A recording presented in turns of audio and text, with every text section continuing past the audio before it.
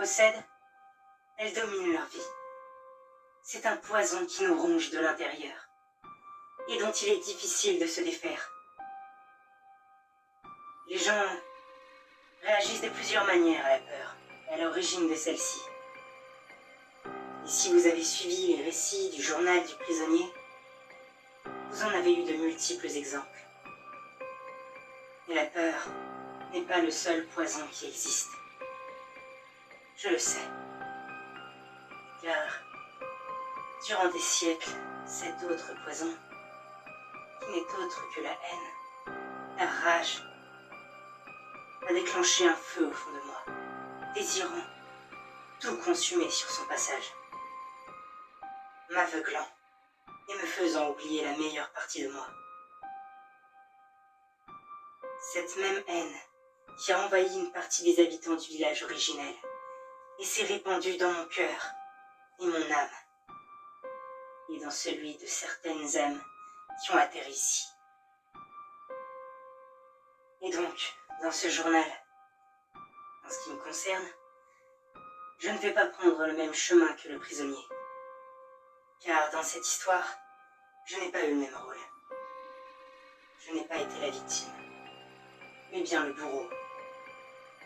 J'ai enlevé tellement d'âmes pour les emmener ici, dans le village, dans les cauchemars. Finalement, j'ai moi aussi décidé de rédiger un journal. Ça a eu l'air d'aider le prisonnier, et j'espère que ça m'aidera aussi à prendre la bonne décision, à y voir plus clair dans le rôle que je dois avoir maintenant. Jusque-là, je récupérais les âmes que le village, ou plutôt la malédiction que je lui ai lancée, capturait.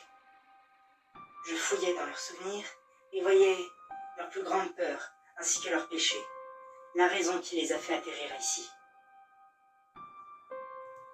Ensuite, je créais un monde où normalement ils devaient être mis à l'épreuve, en étant directement confrontés à leurs pires cauchemars, ou à ce qu'ils haïssaient le plus.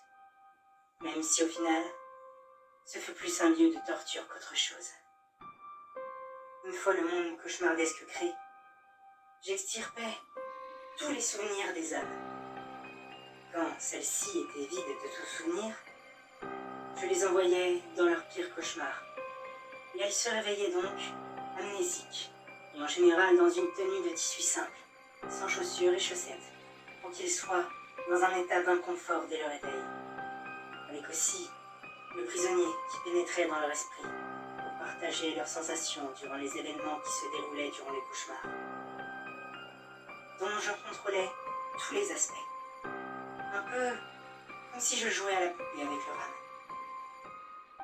Je faisais en sorte qu'elles suivent la route que je leur avais tracée, en gardant le lien avec leur esprit, pour connaître leurs sentiments et leurs pensées, et en manipulant les entités que j'avais placées dans le cauchemar, qu'elles soient prétendument alliées de nos invités, ou bien tortionnaires.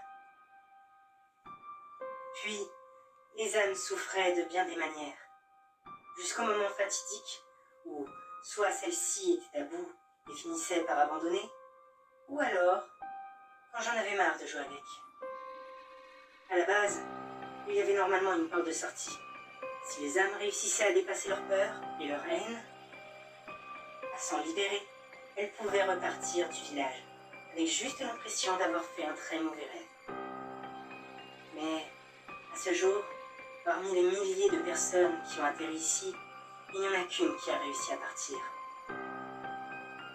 Pour ceux qui ont suivi le journal du prisonnier, vous savez déjà de qui je parle. Et j'ai eu le plaisir de le féliciter avant de le laisser repartir, après lui avoir retiré quelques souvenirs de son passage, notamment notre rencontre, pour qu'il puisse reprendre sa vie, libéré de sa peur et sans trop se poser de questions. Enfin, pour ce journal, je ne sais pas trop comment je vais m'y prendre, mais je vais sûrement suivre la même ligne directrice que le prisonnier. Chaque chapitre parlera d'une peur ou d'une haine, en suivant l'ordre alphabétique. Mais, contrairement à lui, je ne parlerai pas que de phobie.